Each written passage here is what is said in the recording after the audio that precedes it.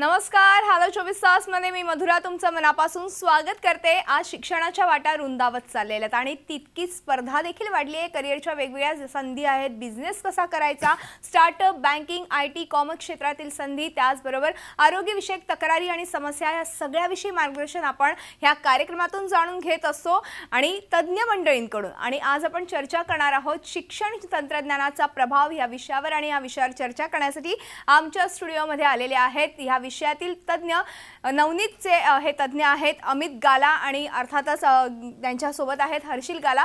हे आपण त्यांची थोडक्यात ओळख करून देणार आहोत. मात्र तत्पूर्वी आपण त्यांचं आपल्या हॅलो 24 तास या खास कार्यक्रमात स्वागत करूया. तुमच्या दोघांचंही स्वागत आहे हॅलो 24 तास मध्ये. नमस्कार.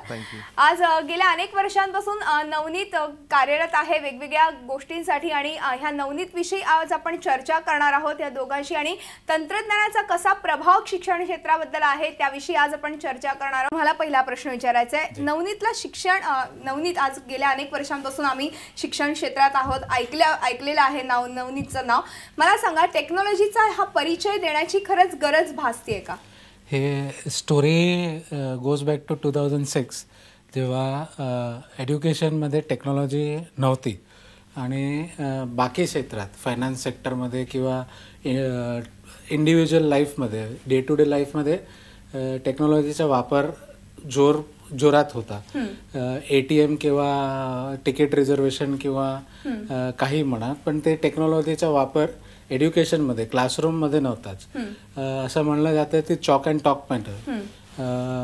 ते 2000 सालपूर्वी चाणक्याने चालू केलेली त्याच पद्धतीने आजपर्यंत एज्युकेशन होत आहे. to avoid or to introduce technology and that's why the classroom boring होत चाललेलं. तर त्याला इंटरेस्टिंग एंगेजिंग कसा करावा त्यासाठी नवनीतने विचार सुरू केला आणि त्या तिकडे टेक्नॉलॉजी इन एज्युकेशनची सुरुवात झाली. तसं बरोबर. आणि अर्थातच आपण बघितलं तर आता केवढं टेक्नॉलॉजीचं जग झालेलं आहे निर्माण. म्हणजे प्रत्येक गोष्टीमध्ये टेक्नॉलॉजी फार महत्त्वाची भूमिका बजावते. तर अशा वेळेस शिक्षण क्षेत्रात का नको टेक्नॉलॉजी आणि म्हणूनच नवनीतचं हे पुढचं पाऊल आहे असं म्हणायला हरकत नाही. येस, नवनीत ते महाराष्ट्रामध्ये लीडरच राहिलेलं आहे. बुक्स असो किंवा शिक्षण क्षेत्रात कोणतेही नवीन प्राधान्य करायचं असेल ते सगळे नवनीत अग्रेसर राहिलेलं आहे त्यामध्ये. आणि टेक्नॉलॉजीमध्ये पण तसंच जाणव येतं की कसं टेक्नॉलॉजी इंटिग्रेट करायचं. फक्त टेक्नॉलॉजी म्हणताना काय करायचं, प्रत्येक काय करायचं त्यासाठी पण नवनीतने विचार सुरू केला 2006 मध्ये. आणि नंतर विचार करत करत करत काय करायचं वगैरे आता आम्ही ठरवत आहोत. बरोबर. अर्थातच ह्याबद्दल अजून मला खरं तर हर्षिल सरांशी बोलायचं, कारण की आज एक तरुण व्यक्तिमत्व आणि आज अनेक संचालक पद खरं तर तुम्ही भूषवत आहात नवनीतचं. टेक्नॉलॉजीच्या संदर्भात नवनीतचा नेमका दृष्टिकोन काय आहे? काय पॉइंट ऑफ व्ह्यूने तुम्ही टेक्नॉलॉजीच्या माध्यमातून शिक्षण प्रसार करणार आहात?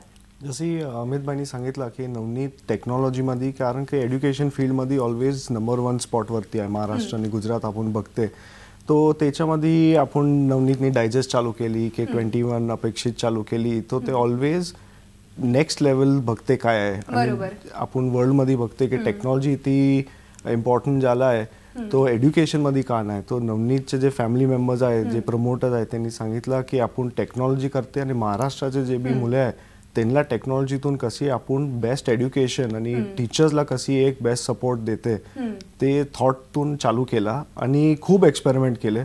आणि आता हे पडवरती आले आहे की आता इथे सगळे स्कूल्स, इथे सगळे शिक्षण ते आपणला नवनीतता सांगते की तुम्ही टेक्नॉलॉजी शाळामध्ये इंट्रोड्यूस केला. बरोबर. आणि त्याच्यासाठी व्हेरी ग्रेटफुल. बरोबर. नवनीत नेहमीच वेगवेगळे प्रयोग करत आली आहे, कारण की फक्त डायजेस्टच म्हणजे तुमचं हेच एखादं गाईडच असेल किंवा एखादं 21 अपेक्षित असेल एवढंच नाही, तर वेगवेगळे प्रयोग नेहमीच करत आलेले. आणि आता टेक्नॉलॉजीमध्ये देखील तुम्ही आता एक नवा प्रयोग पायंडा पाडत आहात.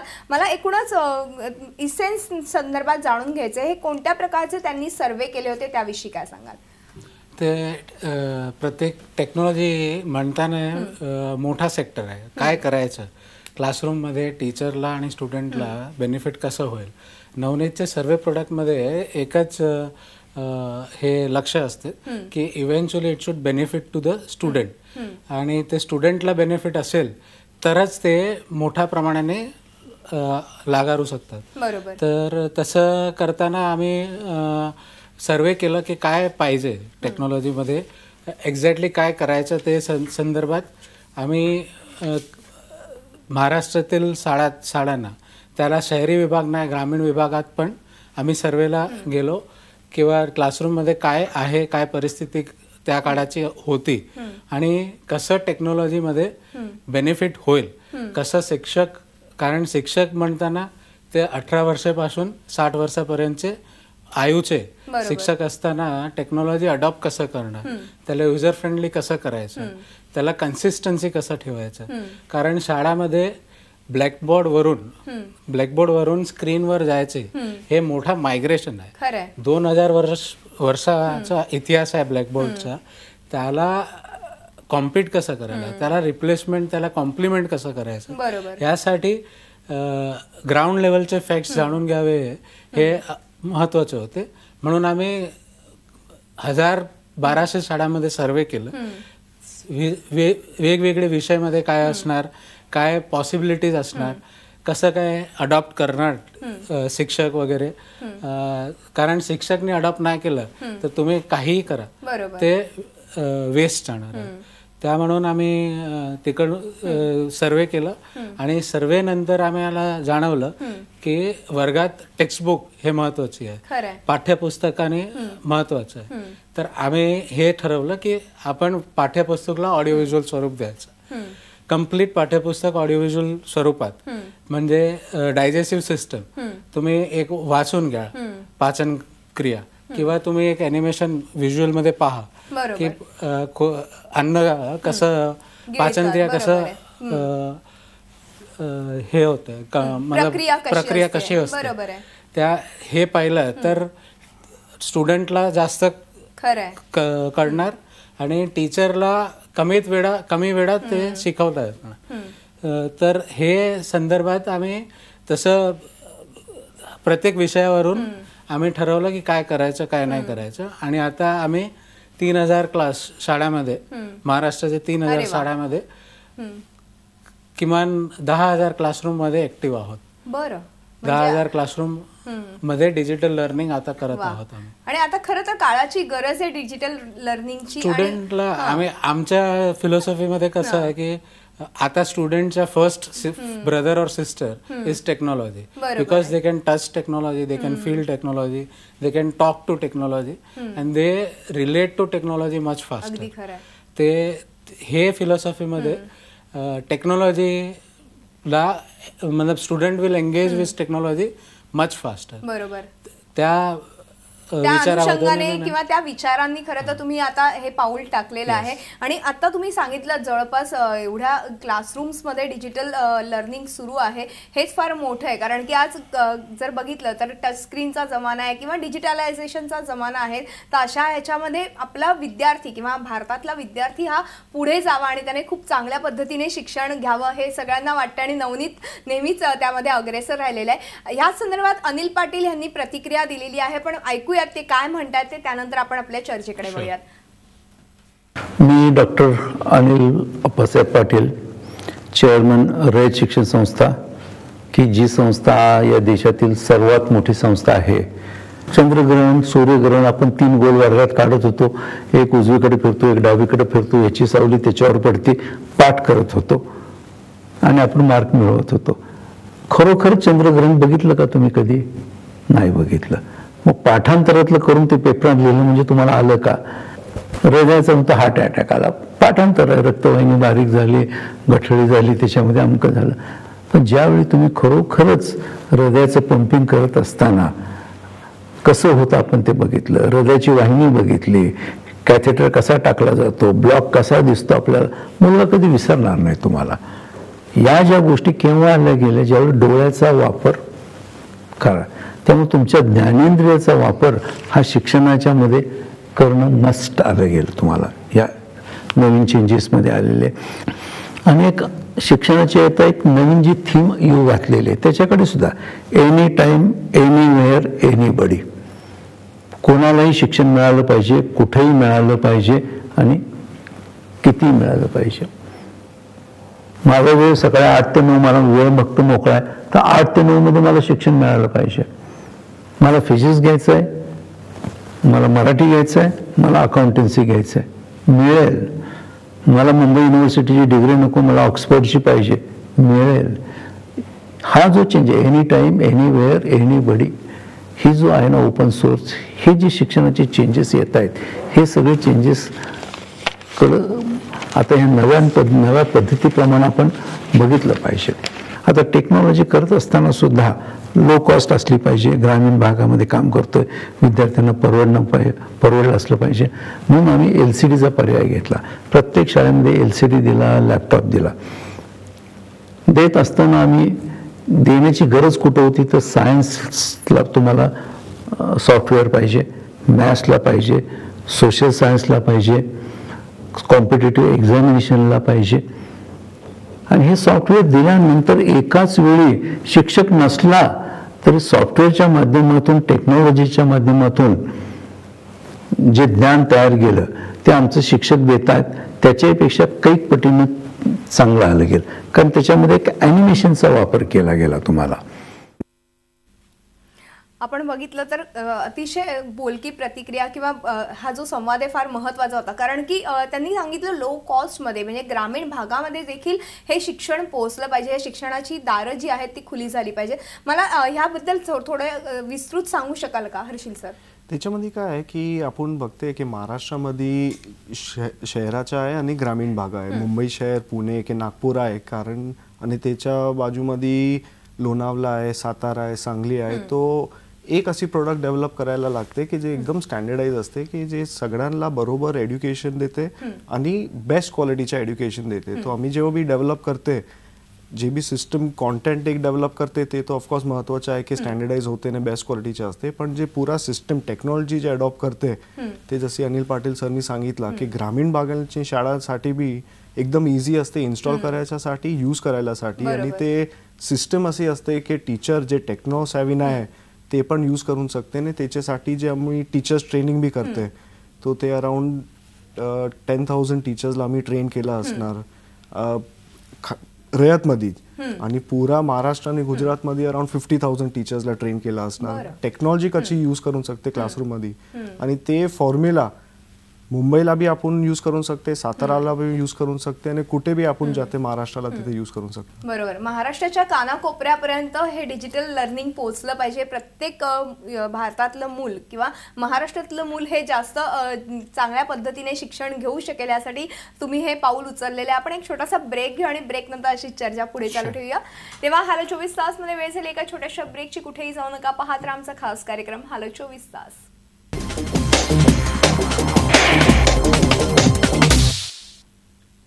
ब्रेक नंतर हॅलो 24 तास हे आमच्या खास कार्यक्रमात आपलं पुन्हा एकदा स्वागत. आणि आज आपण चर्चा करतोय ते शिक्षणात तंत्रज्ञानाचा प्रभाव या विषयाने आपल्या सोबत आहेत अमित गाला आणि हर्षिल गाला. आपण पुन्हा एकदा चर्चेकडे वळणार आहोत.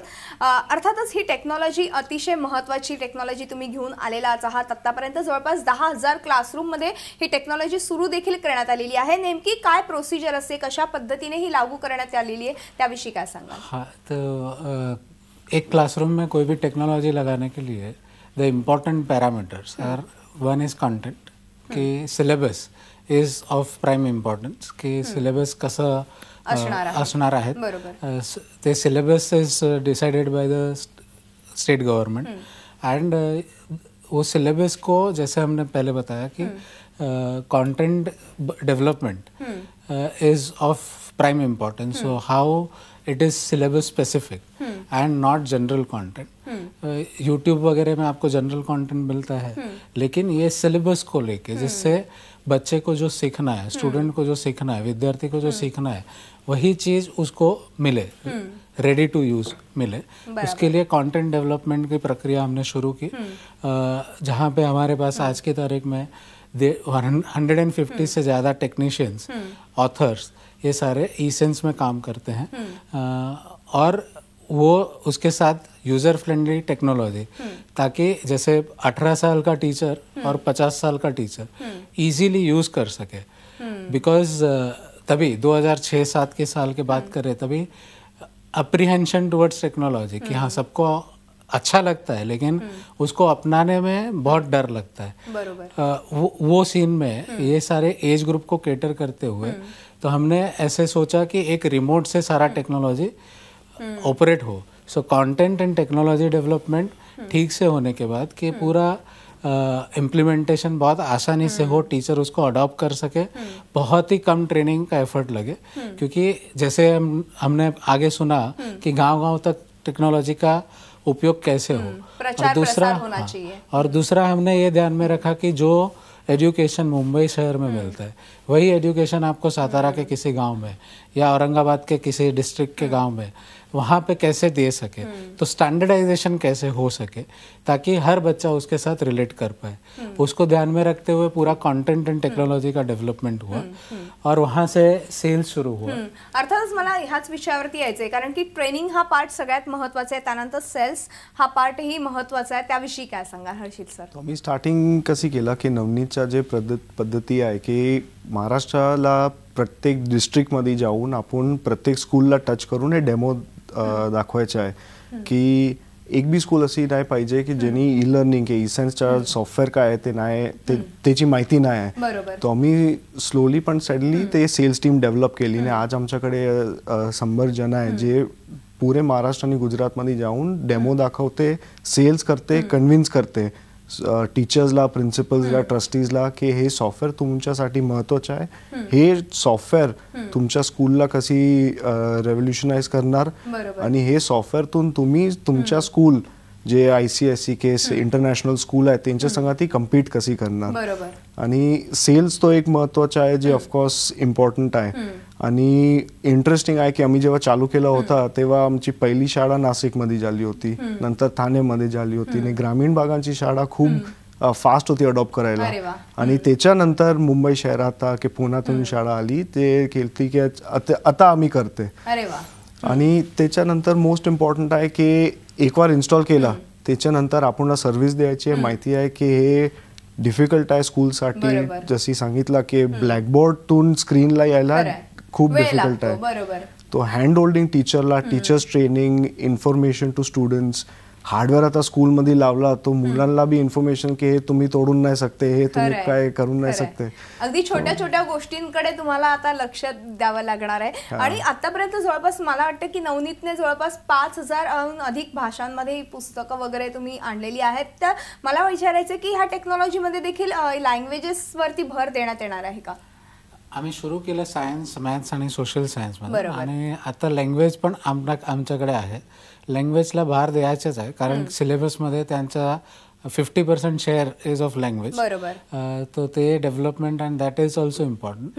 आणि ग्रामीण भागामध्ये हकीकत अशी आहे की you do not have good teachers who can speak English, who can teach English, and English is basically महत्त्वाची भाषा आहे। त्यामुळे लँग्वेजवर पण भार आमचा एवढाच आहे। खरं आहे। आपण एक छोटासा ब्रेक घेऊ आणि ब्रेक नंतर मला शिक्षकांचं आपल्यापर्यंत प्रतिक्रिया पण पोहोचलेली आहे ती देखील ऐकूयात, आपल्या प्रेक्षकांना देखील आपण दाखवूयात पण एका छोट्याशा ब्रेक नंतर। तेव्हा इथं हॅलो 24 तास मध्ये वेळ झाली एका छोट्याशा ब्रेकची।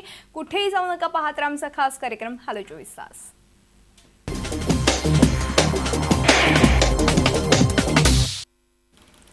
ब्रेक नंतर हॅलो 24 तास मध्ये आपलं पुन्हा एकदा स्वागत। आणि आज आपण चर्चा करतोय शिक्षणात तंत्रज्ञानाचा प्रभाव या विषयाने आपल्याला मार्गदर्शन करतायत अमित गाला आणि हर्षिल गाला। आपण पुन्हा एकदा चर्चेकडे वळणार आहोत पण तत्पूर्वी आपल्यापर्यंत शिक्षकांची प्रतिक्रिया पोहोचलेली आहे, आपण ती ऐकूयात आणि नंतर चर्चेकडे वळूयात।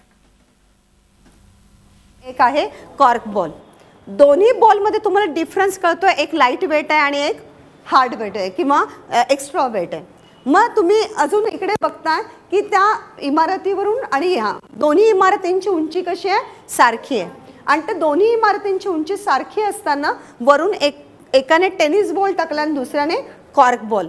तुम्हाला काय वाटतं, दोन्ही एकाच वेळी येतील का वेगवेगळ्या वेळी येतील? का बरं? हां हां, आता तुम्हाला इथे काय लक्षात येत आहे, कोणता बॉल कॅच करणं सोयीचं आहे तो प्रश्न झाला वेगळा। आता मी वेगळा प्रश्न विचारलाय, कोणता बॉल कॅच करणं सोपं आहे? टेनिसचा। का बरं? कोणाला असं वाटतंय? हां, हलका आहे। म्हणजेच इथे ते मास डिफर करतं. आपण कॅच म्हणजेच जो काही फोर्स अप्लाइड होणार आहे आपल्या हातांवर तो त्याच्या कशावर डिपेंड आहे, मासवर. मुलांना कुठेतरी वेगळ्या ठिकाणी असणारी गोष्ट की जी त्यांना स्क्रीनवर मला ती दाखवता येते, जेणेकरून त्या गोष्टींबद्दल अधिक त्यांना चांगल्या प्रकारे दृकश्राव्य माध्यमातून पोहोचवता येतं. आपण केवळ ऐकल्यानंतर 11% इतकंच नॉलेज आपल्याला मिळतं, परंतु एखादी गोष्ट बघितल्यानंतर ती 80% आपल्यापर्यंत पोहोचते आणि या माध्यमाचा मला त्यासाठी चांगला उपयोग करता येतो आणि त्यामुळे दृकश्राव्य माध्यम असल्यामुळे अध्यापन माझं अधिक परिणामकारकपणे व्हायला खूपच मदत झाली आहे. असं म्हणतात की एक फोटो 1000 शब्द सांगून जातो आणि खरं तर हेच म्हणजे ह्याच माध्यमातून तुम्ही ई लर्निंग या कन्सेप्टची सुरुवात केलेली आहे. अगदी शेवटला जाता आता मला हे सांगा की तुम्ही आत्ता जे प्रेक्षक बघत असतील किंवा जे शिक्षण क्षेत्रामध्ये कार्यरत असतील अशांना काय सजेशन द्याल आणि काय ॲडवाइस कराल? ई लर्निंग टेक्नोलॉजी ये उनके लिए एक पर्याय है जो बहुत सारे उनके जो लिमिटेशंस है डे टू डे लाइफ की उसको एड्रेस करता है. कोई भी ई लर्निंग अडॉप्ट करने से पहले 2-3 चीज़ें उनको बहुत किसी भी कोणत्याही शाळांना हे 2-3 गोष्ट आहे ते महत्त्वाची आहे. एक रिलायबल हार्डवेअर असावं. टेक्नॉलॉजीमध्ये हार्डवेअर, कॉन्टेंट आणि ट्रेनिंग आणि सपोर्ट हे 4 विषय आहेत. तर हार्डवेअर रिलायबल घ्या. चीप हार्डवेअरच्या बाबतीमध्ये फसू नका. कॉन्टेंटमध्ये सिलेबस चेंज हे बदलते काळाची गरज आहे आणि सिलेबस चेंज मध्ये ते कॉन्टेंट कोण प्रोव्हाइड करू शकतात ते पहा.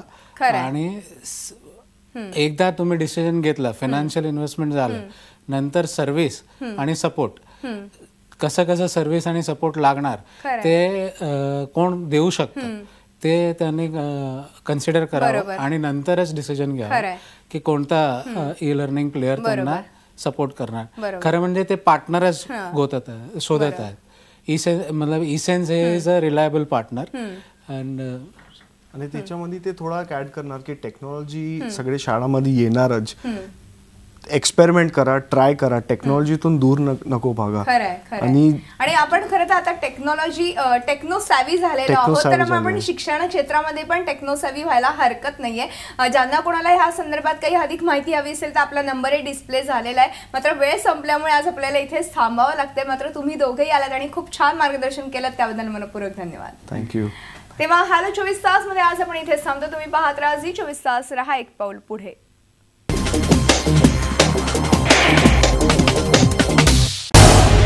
झी 24 तास, रहा एक पाऊल पुढे.